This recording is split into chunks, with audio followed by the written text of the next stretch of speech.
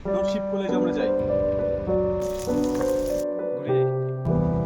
Hello everyone, কেমন আছো তোমরা সবাই? আরেকটা নতুন ব্লগে তোমাদের সকলকে স্বাগত জানাই। আজকে শুক্রবার আর এখন কিন্তু সকাল 10টা মতো বাজে। সকাল 9:30 পর্যন্ত পড়ালাম টিউশন পড়িয়ে এখন চলে এসেছি সোজা ব্রেকফাস্ট বানাতে। আর আজকে ব্রেকফাস্টের মধ্যে বানাবো হচ্ছে তড়কা আর পরোটা। প্রথমে একটু দিয়ে দিলাম হচ্ছে রসুন কুচি, তারপর দিলাম কাঁচা লঙ্কা কুচি, আর এখন দিয়ে দিচ্ছি একটু আদা কুচি। আর অনেকগুলো পেঁয়াজ কুচি কুচি করে কেটে রেখেছিলাম। আসলে তড়কা বানানোর ক্ষেত্রে কিন্তু একটু পেঁয়াজটা বেশি দিলে খেতেও ভালো হয়। আর একটু আলু কেটে রেখেছিলাম, সেটা কিন্তু দিয়ে দিচ্ছি। তড়কাতে আলুটা না দিলেও চলে, কিন্তু আমার আবার একটু আলু দিলে ভালো লাগে, আলুটা খেতে আমার বরাবরই ফেভারিট, তাই কিন্তু দিচ্ছি। একটু দিয়ে দিলাম হচ্ছে এখানে হলুদ, একটু দিয়ে দিলাম হচ্ছে লবণ, আর একটু স্বাদ মতো চিনি।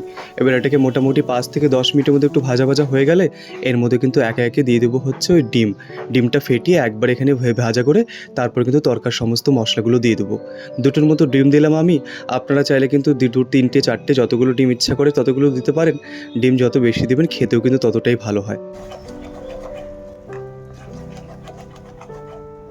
এই তরকাটা না আমার আবার কোনোদিনও ফেভারিট খাবারের লিস্টে কিন্তু ছিল না।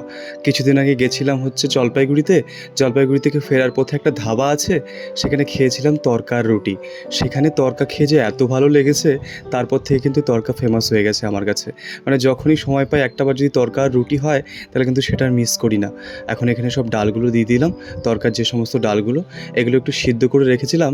মানে কালকে রাতে সব কিছুই ভিজিয়ে রেখেছিলাম, তারপরে সকালে একটু সিদ্ধ করে নিলাম। সবগুলো কিন্তু একে একে দিয়ে দিচ্ছি। বেশ কিছুদিন আগে আমার এক বন্ধু, তাদের রেস্টুরেন্ট আছে, ওদের রেস্টুরেন্টে তরকা রুটি বানায়, মানে অনেক রকম খাবারই বানায়। সেখান থেকে তরকা রুটি আমার জন্য একবার নিয়ে এসেছিলো। ও যেহেতু জানতো আমি তরকাটা খুব ভালো খাই, ওদের দোকানে তরকা খেয়ে যে এত ভালো লেগেছিল, সত্যি সেটা ভোলার না। ওদিকে তরকাটা হতে থাক, আমি এদিকে একটু ওই পরোটা বানাবো, তাই একটু আটা মেখে নিই। এখানে 3 কাপের মতো ময়দা নিয়ে নিলাম, একটু নিয়ে নিলাম তেল, একটু লবণ, আর এবার এটাকে ভালো করে মিক্স করে নেবো। আসলে তেল যেহেতু দিয়েছি, আটাতে ময়ামটা যেন খুব ভালো করে লাগে, তাই খুব ভালো করে মিক্স না করলে কিন্তু পরে মাখাটা ভালো হয় না। একটু দিয়ে দিলাম জল, এবার ভালো করে মেখে নিচ্ছি। অনেক দিন বাদে আজকে এই পরোটা বানাচ্ছি জানেন। এরকমভাবে তো কোনো দিন পরোটা বানানো হয় না, সকালে প্রতিদিন বাবাই রুটি বানায় অথবা মা বানায়, আর আমি রুটিটা কোনো দিনও বানাইনি। আজকে যেহেতু খেতে ইচ্ছে করলো, তা একরকমভাবে কিন্তু চলে এসেছি বানাতে। চলুন, এদিকে আটা মাখাটা হয়ে গেল, আর এদিকে রুটিগুলো বেলাও হয়ে গেছে। এই রুটিগুলো কিন্তু বেলেছি অন্যভাবে জানেন। আমি এত সুন্দর করে গোল করতে পারবো সেটা কিন্তু ভাবাও যায় না। আসলে প্রথমে যখন এগুলোকে বেললাম, আর ওদিকে তখন কী করলাম, চাকু দিয়ে গোল গোল করে কেটে সাইড দিয়ে আরেকবার বেলে, তার জন্য কিন্তু এত সুন্দর গোল হয়েছে। তাহলে আমার দ্বারা এত সুন্দর গোল হওয়া সম্ভবই না। এদিকে এই তরকাটাও প্রায় রেডি হয়ে গেছে, কারণ গ্যাসটাকে এবার বন্ধ করে দিই। এই যে দেখেছেন কি ভালো হয়েছে দেখতে, আর একদম সব গলে গলে গেছে, একটু আঠা আঠা হয়েছে। তরকা আবার আঠা আঠা না হলে কিন্তু ভালো লাগে না। তরকাটাকে ওদিকে নামিয়েও দিলাম, এদিকে কড়াই বসে দিলাম। এবার কিন্তু এই পরোটাগুলো একে একে সব বানিয়ে ফেলবো।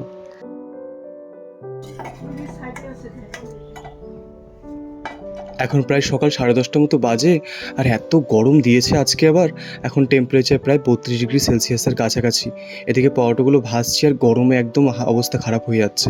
রান্নাঘরে তার মধ্যে কোনো ফ্যান ট্যান নেই আমাদের, আর এত ঘেমে যাচ্ছি না। আর ওইকে তরকাটার গন্ধটা এত সুন্দর আসছে নাকে, আর সত্যি ভাবিনি এত ভালো হবে জানেন। ওই মার নাকেও গন্ধ যাচ্ছে, মাও সাইড থেকে বলছে তরকাটা নাকি খুব ভালো হয়েছে। ওই দোকানে যেরকমভাবে তরকা খাই, যেরকম গন্ধ পাই, একদম কিন্তু সেরকমই গন্ধ। আর দেখতেও কিন্তু অনেকটা ওরকম হয়েছে। জীবনে কোনোদিন তরকা বানাইনি, প্রথমবার বানালাম, আর এত ভালো হবে তাও ভাবিনি। আর এদিকে পরোটাও কোনোদিন বানাইনি, সেটাও প্রথমবারই বানাচ্ছি। আর পরোটাগুলো এত সুন্দর সুন্দর গোল গোল হয়েছে, আর দেখতে বেশ ভালো লাগছে।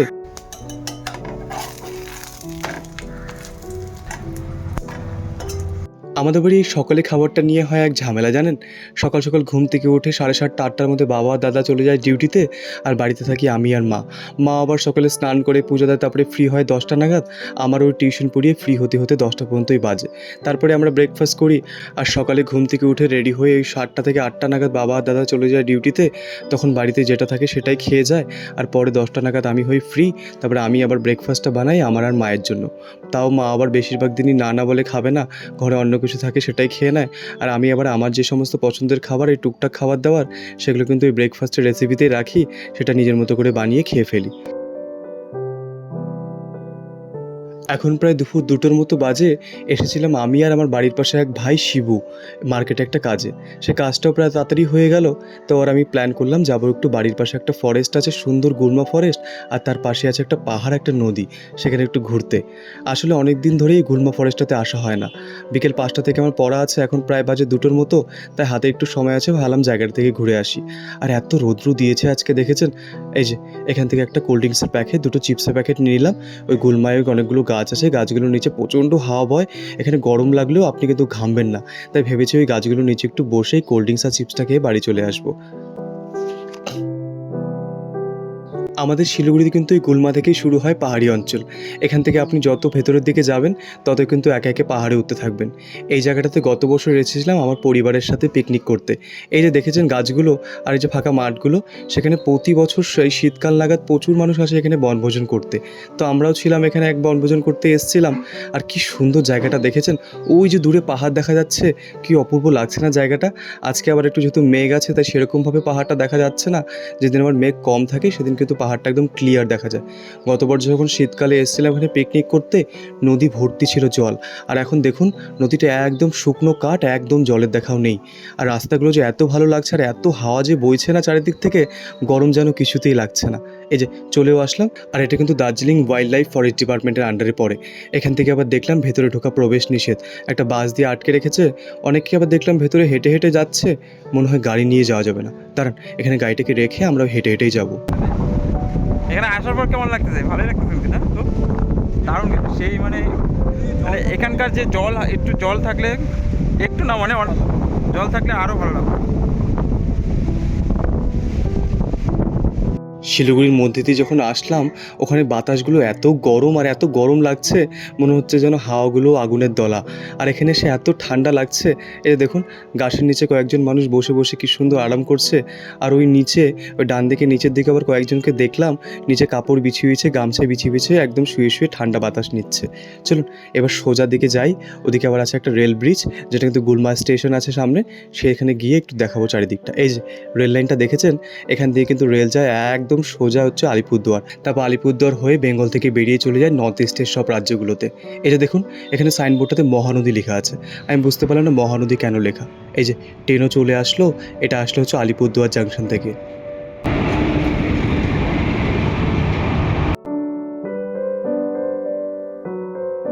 এই যে এদিক থেকে আবার আসছে আরেকটা ট্রেন। এই ট্রেনটা হচ্ছে গুলমা স্টেশন অনেকক্ষণ ধরে দাঁড়িয়ে ছিল। আমি বুঝতে পারিনি ক্রসিং হবে জন্য ট্রেনটা দাঁড়িয়ে আছে। এটা হচ্ছে কামাখ্যা এক্সপ্রেস। এই ট্রেনটা কিন্তু যাচ্ছে এখন আসামের দিকে। এত গরম না, আর ট্রেনটা পাশ থেকে যাচ্ছে আর এত হাওয়া লাগছে। আসলে আমি রেল ব্রিজটাতে একটু উঠবো, এই ট্রেনটা পেছনে দাঁড়িয়েছিল, ভয়ে ভয়ে যাচ্ছিলাম না। চলুন ট্রেনটা এখন চলেও গেল, ওই যে যাচ্ছে। আমরা একটু রেল ব্রিজটাতে একটু উঠে ঘুরে আসি। ওই যে আমার বাঁদিকে আরেকটা ব্রিজ আছে, সেটা যেহেতু ফরেস্ট ডিপার্টমেন্টের ব্রিজ, সেই ব্রিজটি ওঠা নাকি অ্যালাউ নেই। তাই এটা দিয়ে একটু ঘুরে এসে মনটাকে শান্তি করি। কোনটা রে?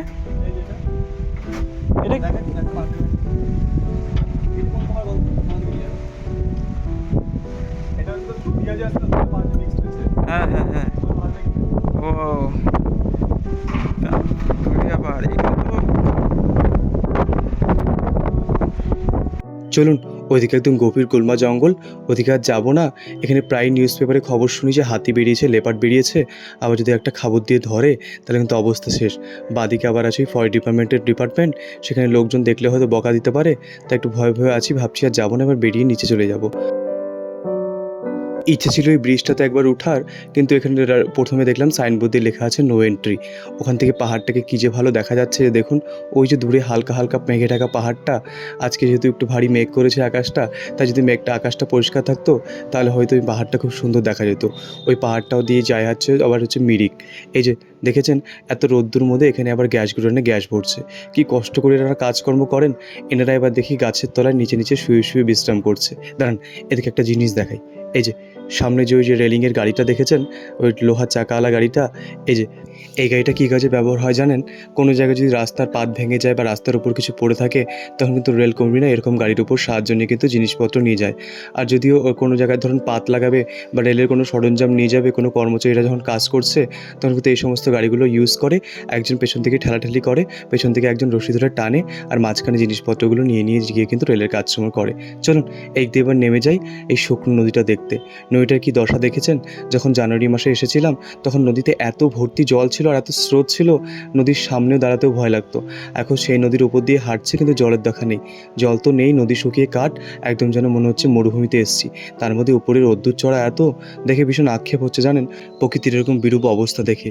এর জন্য কিন্তু আমরাই দায়ী। আমরা প্রকৃতির এরকম একজন হিংস্র প্রাণী, পৃথিবীটাকে একদম ধ্বংসের মুখে এগিয়ে দিচ্ছি। এত সুন্দর প্রকৃতি, যার এত সুন্দর শোভা, তাকে কিন্তু প্রতিনিয়ত নষ্ট করে যাচ্ছি। এই যে নদীতে আজকে জল দেখতে পাচ্ছি না, তার জন্য কিন্তু আমরাই দায়ী জানেন। চলুন এদিকে এত সুন্দর হাওয়া বইছে, ব্রিজটার নিচ দিক থেকে একটু ভালো করে ঘুরে আসি। ভীষণ অপূর্ব সুন্দর জায়গা, আর কি যে ভালো লাগছে। জল থাকলে যদিও মনটা ভরে যেত। এখানে ভেবেছিলাম স্নান করে বাড়ি যাব, কিন্তু আজকেও আর স্নান করা হলো না।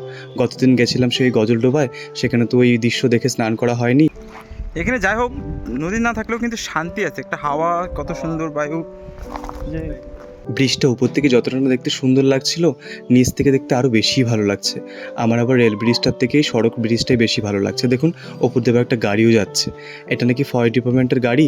ওখানে লেখা ছিল নো এন্ট্রি, শুধুমাত্র এটা মনে হয় ফরেস্ট ডিপার্টমেন্টের লোকরাই ব্যবহার করতে পারে। এই যে দেখুন দুপাশে দুটো ব্রিজ, একটা রেল ব্রিজ, একটা হচ্ছে মানুষ যাতায়াতের ব্রিজ। সমস্ত পাহাড় থেকে কিন্তু হরপাবান আসে। গতবার যে ইয়েতে আমরা দেখলাম না, দুর্গাপুজোর সময়, হ্যাঁ, সময় হ্যাঁ। মালবাজারে হরপাবান আসলো। এই সমস্ত পাহাড়ি নদীগুলোতে কি হয়, মাঝখানে বাঁধ থাকে, বাঁধ দিয়ে জলটাকে আটকে রাখে, এবং তার ফলে কি হয়, যখন একটা পার্টিকুলার সময় পরে বাঁধটাকে ছাড়ে দেয়, বা পাহাড়ি অঞ্চলে ধর বৃষ্টি হচ্ছে, আমাদের এখানে আচ্ছা। বৃষ্টি হচ্ছে না, হুম। তো ওখানে যেহেতু বৃষ্টি হচ্ছে, ওখান থেকে বৃষ্টি হওয়ার ফলে পাহাড় থেকে জলটা আসতেছে, হুম। আর যার ফলে এখানে যেহেতু বৃষ্টি হচ্ছে না, একদম তো পাহাড়ি নদীর রাস্তা, আর সেই পাহাড়ি নদী যেহেতু রাস্তা, ওখান থেকে যখন জলটা আসে আমরা বুঝতে পারি না, এখান থেকে খুব ফ্লোয়িংয়ে ওভারফ্লোয়িংয়ে জলটা আসে, যার ফলে কিন্তু এখানকার মানুষের জীবনহানি হয়। সেটাকে কিন্তু হরপাবান বলে, যেটা হচ্ছে গতবার ইয়েতে হলো না, কি বলে তোর ওই মালবাজারে। মালবাজারে হলো, সেটাকে বলে হরপাবান। হুম। এই সমস্ত পাহাড়ি নদীগুলোতে ধর শিবখোলায় যে আমরা যাই, হ্যাঁ, হ্যাঁ। শিবখোলাতে কিন্তু হরপাবান খুব রিক্সিও জায়গাগুলোতে, হরপাবান যে কোনো সময় আসতে পারে। আচ্ছা। আগে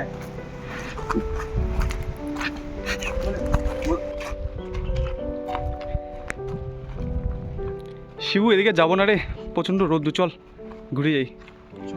চ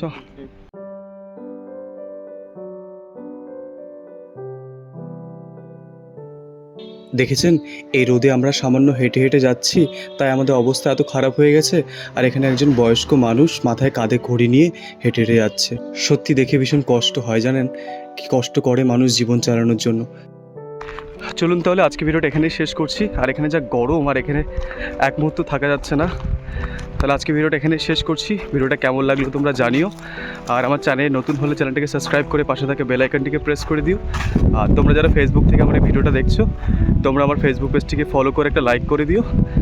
আর তোমরা খুব ভালো থেকো, সুস্থ থেকো, আর সাবধানে থেকো। আর দেখা হচ্ছে কিন্তু খুব শীঘ্রই একটা নতুন ব্লগের সাথে। Till then bye bye, take care.